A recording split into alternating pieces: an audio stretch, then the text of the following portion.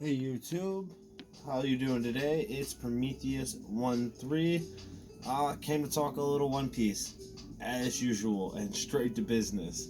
So, big shout out to Hyperkage. I was recently watching a video that he made on Vinsmoke Sanji, and I thought I should drop a little video myself that I've been working on. So, this one we could look at as a reflection of the fifth Yonko. Monkey D. Luffy. And, as apparent as it is to all of us, the audience, that Luffy's nowhere near ready for said title, I think that there are many arguments that you could make. I guess first I should just blatantly say that, like, as it is, for my opinion, Luffy is a Yonko.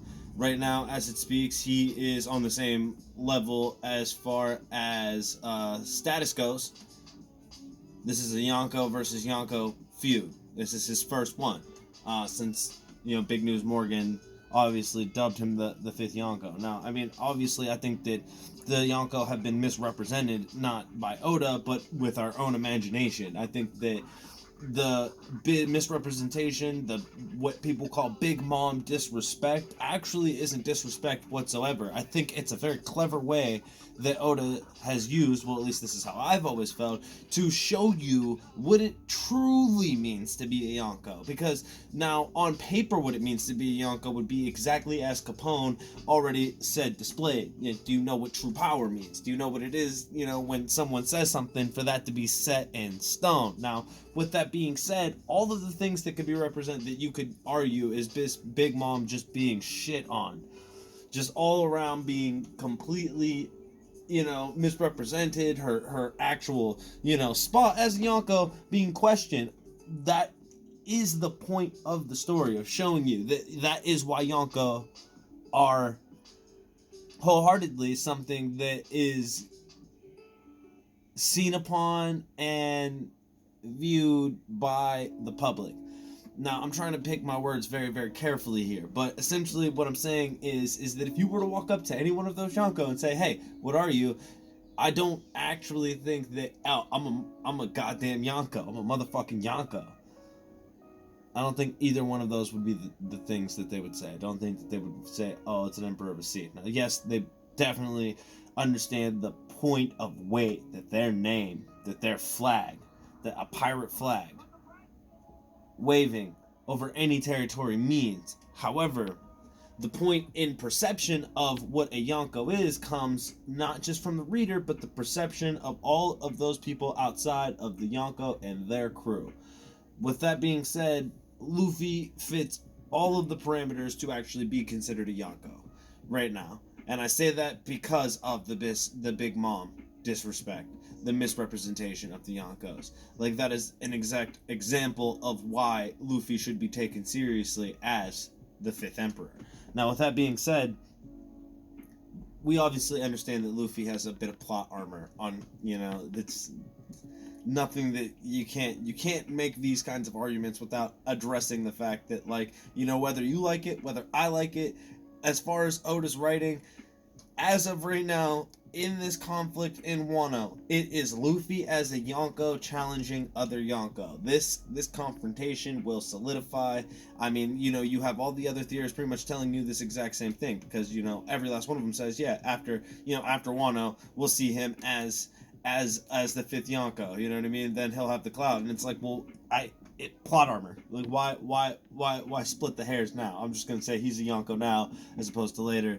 That's just my stance on it. I don't hate on anybody else for how they have their arguments. But I mean, with that being said, that disrespect that we're talking about Big Mom having is a reflection to Luffy's newfound status. That is the main synopsis of everything that I'm trying to get across. That Luffy's crew is growing into a position of one that shows true clout. All right, and if you got to understand the word. Like, when someone has clout, that is the exact definition of what we are talking about. When BG was breaking it down for Sanji and for the other Straw Hats, you know exactly what it means to get an invitation from Big Mom. Like, that's clout. Now, as many people who are reading this story right now think that Luffy doesn't have that, you are sorely mistaken, my friends. And a good example of that isn't something from way back when, 300 chapters previous, when we have, you know, 3D 2 year and we're coming back off the time skip, and you know, you see these fake Straw Hat pirates. And I mean, obviously you had a few pirates, because by the nature of the name being a pirate, you had a couple people who thought that they were gonna be able to betray Luffy. But at the end of the day, those exact pirates, mainly the ones that we're thinking about, are Caribou, not only couldn't stand up to a pacifista, but also end up getting bodied on many different occasions by just Straw Hats just pretty much just throwing them out of the way as they get to more serious stuff in the plot. With that being said, like, that's the exact kind of weight that we're talking that Luffy's name now stands. I mean, we know his feats. We've read his feats. You can look at my shelf. Those are his feats. Like, these are testaments to how this man's name, what this man's name means right now. Like, to fly Luffy's flag over your territory, you would be equally as safe as if you had, let's say, Blackbeard's flag over your territory, or Big Mom's flag over your territory.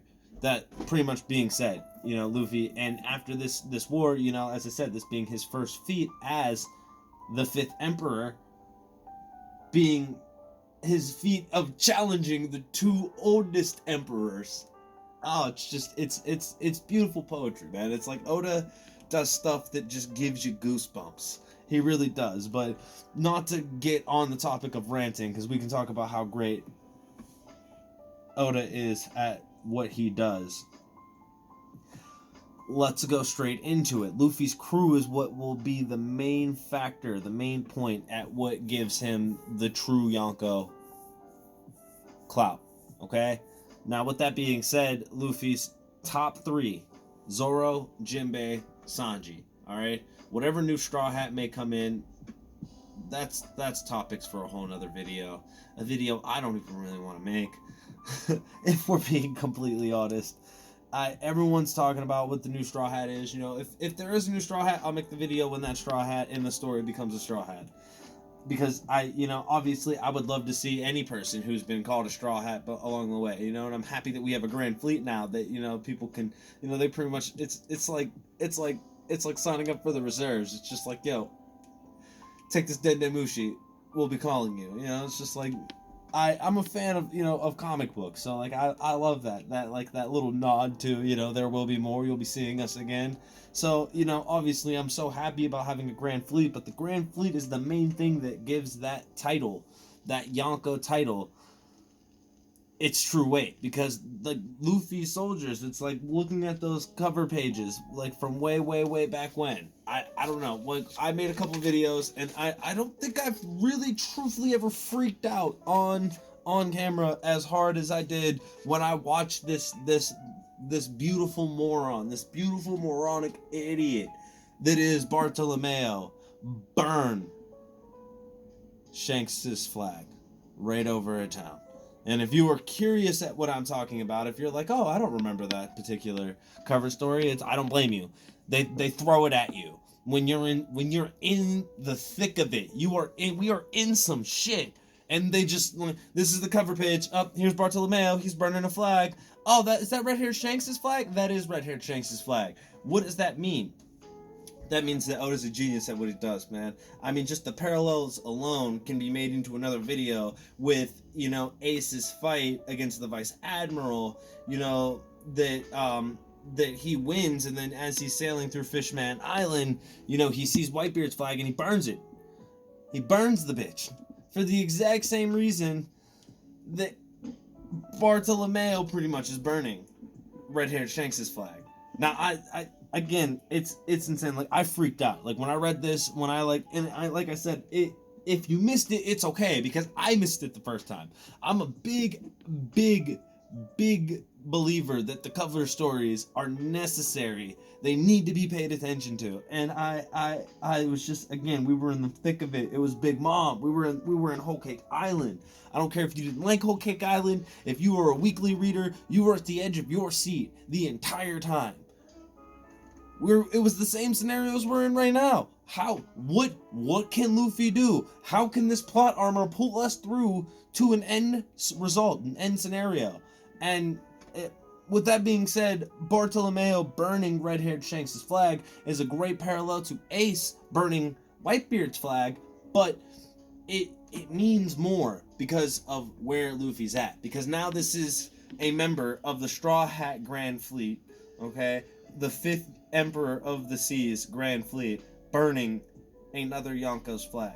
You know, we're talking a whole nother Yonko war. But I mean, obviously we know that, you know, Shanks don't feel that way towards Luffy. But I think that will play a significant role into what may happen further down the road in Elbath, because watching some Mr. Morge videos and also some Sawyer videos, I'm a big believer that when we get to Elbath, that we will be reintroduced to a Davy Back fight, and I honestly think that it's not gonna be just specifically about a flag. It's gonna be over this specific flag burning instance. Actually, this flag burning instance in Bartolomeo's life, like, I don't necessarily think that Shanks would do anything as far as cutting off one of Bartolomeo's arms.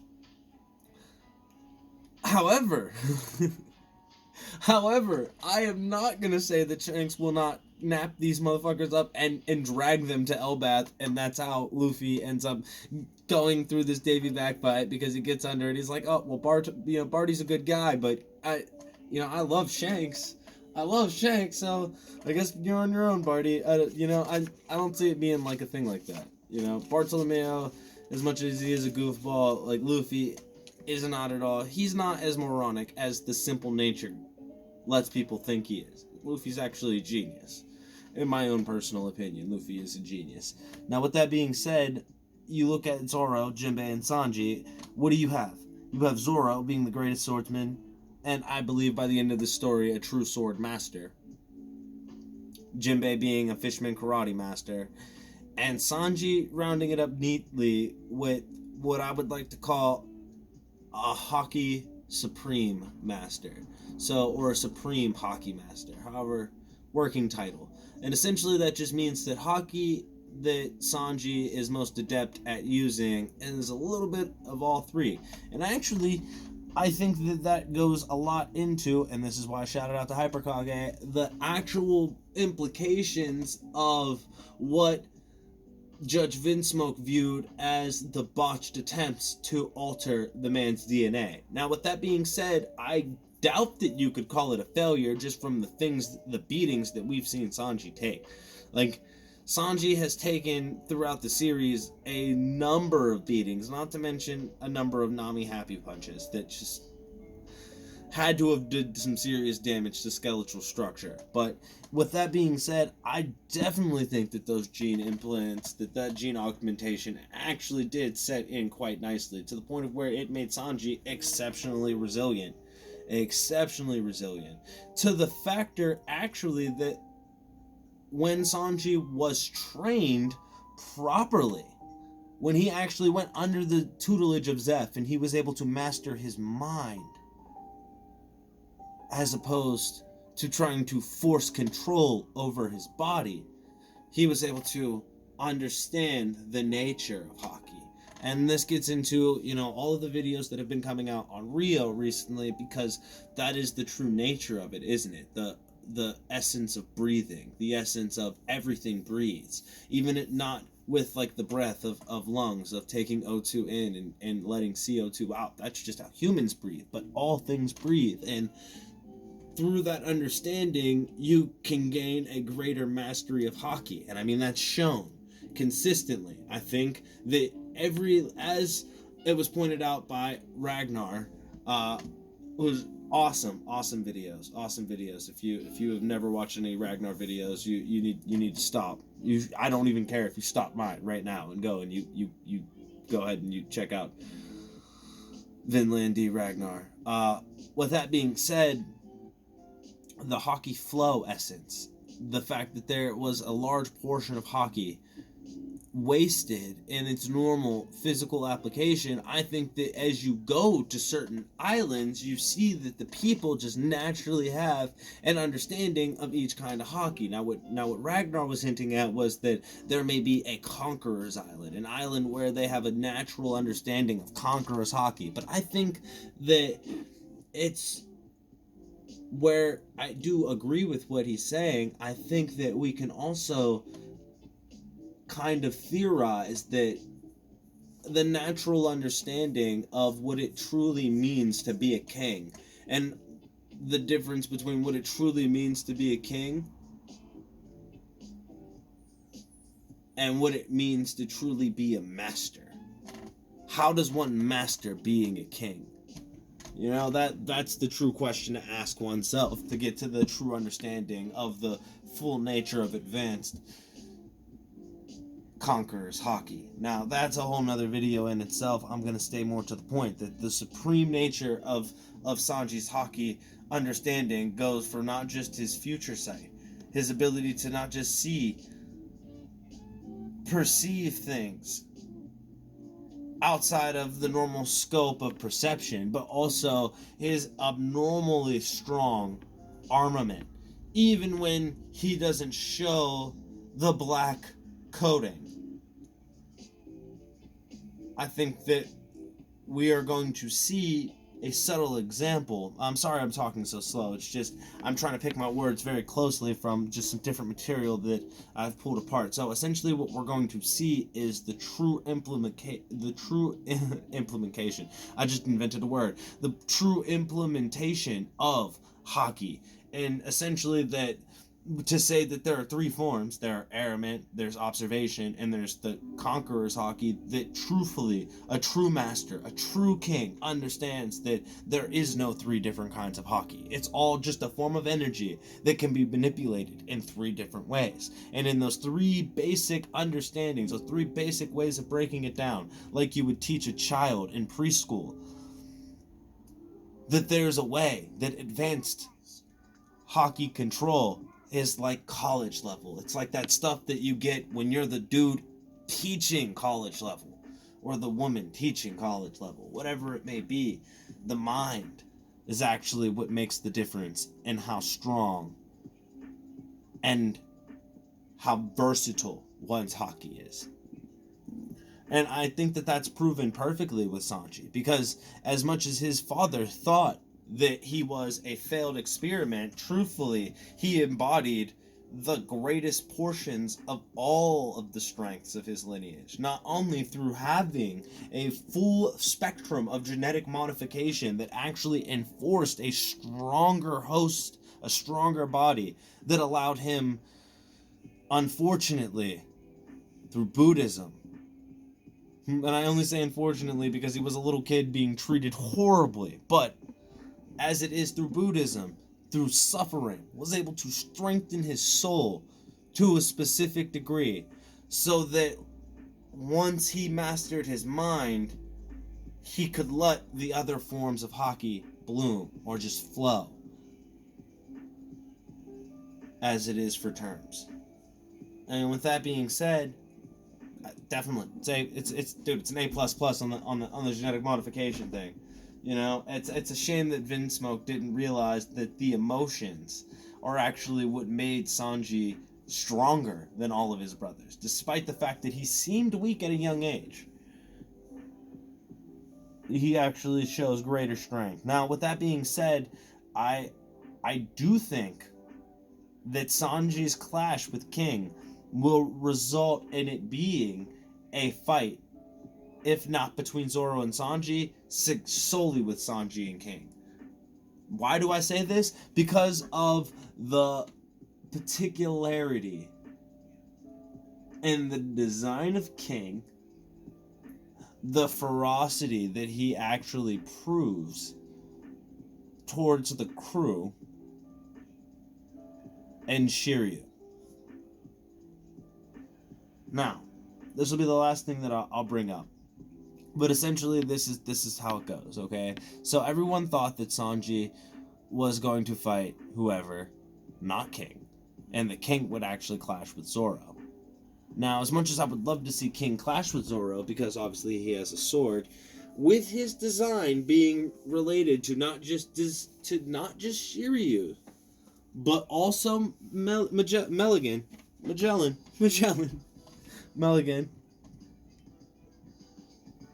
it's a foreshadowing, I think, of things.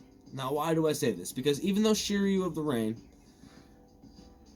even though that he has been many a times matched up against Zoro, I think that it has been subtly foreshadowed one time before this, when we see what fruit Shiryu got to eat, what fruit he stole from whose crewmate who was lured to the island of beehives. Okay, so to put this in layman's terms, how did Sanji react when he saw Absalom and the fruit that he had consumed? Okay, he freaked out, he was upset, he was angry. Why? Because Sanji's true first dream was to become the Invisible Man. Alright? That was his first true dream. Doesn't matter the motivations behind the first true dream. That was his first true dream. And he was exceptionally upset with Absalom on that principle alone. Then you add in that he was trying to kidnap Nami to marry her, and it was game over. It was game over, man. Sanji was obviously going to hate Absalom. That was just one of those instances where just motherfucker saw another motherfucker and it was just like, we are not going to like each other. We are not going to see eye to eye. There's no way that we can.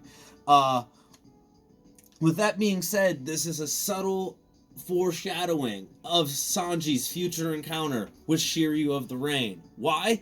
Shiryu ate Absalom's devil fruit. Of all the things that they could do when they actually, what we would assume, expired Absalom, okay, killed this dude, got his devil fruit from him, okay, they then reconsumed it, only to go and taunt Sanji again. Now, I don't think it matters that he has the raid suit, because of what I've said first, that it was his first true dream. It doesn't matter if he has the raid suit, that's just camouflage. You can be seen with that, maybe not through observation hockey, because I truthfully think that that is the example of the advanced observation that Sanji actually can utilize. Similar to Nen. Not something one should do, but very similar to Nen in how the hunter can mask his presence from the prey. Or her. Sanji's ability to shield his presence so well that subtly in the last chapter King told him that he should unless if he disappeared like he did before, the whole he'd leave, not the whole, he would split him in two. And Sanji says it's just a visual thing, I can't do that. I believe that was also a subtle nod to how well Sanji was masking his presence. He was masking his presence so well that even though it's basic camouflage, the basic bending of light rays to cause invisibility, he could not be seen, to the point of where when he just appeared in front of King thought he teleported in front of him. I that could be a leap. I could just be misconstruing the small bit of text. I did wait for the official, but that was my first inkling with the translation, which was shoddy at best. It was good, but it wasn't great. It was good, but it was not great. Now, with that being said,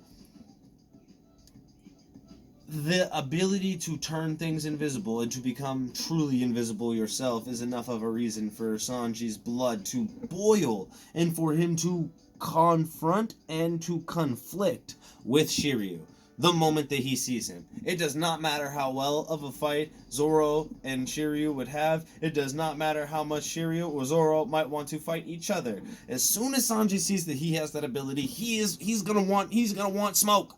There's nothing that can be said about it. He's gonna want smoke as soon as he sees that. And I think that this fight with King is a subtle nod, again, to the factor that we will see that fight in the future. Now, I could be wrong. I don't know. It's a theory. That also puts into the thought when was the raid suit made? It was Sanji's childhood dream to become invisible. And as far as we saw, the other raid suits didn't involve any kind of, stealth technology outside of speed. I mean, we didn't see any of these motherfuckers turn invisible. That's all I'm saying. And with that being said, how much and who designed Sanji's raid suit? How much did they truthfully know about Sanji? I mean, they are a nation themselves. They probably pride themselves on having an information gathering source. Now, how much did they truthfully know about Sanji? And when was that raid suit made? That is another great question that should be asked for every person in the fandom. Because as far as we know, the 3 suit didn't exist. The 3 suit would technically belong to Vince Smoke Sanji. And as far as we knew, Judge said, leave, never come back, and also, while you're at it, don't tell anybody that you're my son. Don't tell anyone you're my kid. To be honest, we're just saying that this man did not gain any kind of votes for popularity in Father of the Year awards. I also don't think that this motherfucker cared. I don't think he would have made a raid suit until he saw what his son came. It would have acknowledged him. Acknowledged the true strength that Sanji developed. And with that being said, I think that's what led him to make the number 3 stealth black raid suit. I don't know. Reiju could have made it.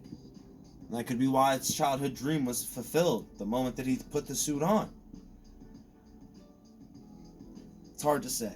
But, with that being said, if it were to become a tag team between Zoro and Sanji, I personally believe that it's not actually going to be a 2-on-1 fight. It will be Sanji clashing with King to the point of where he's totally dedicated into having a full-on fight with him.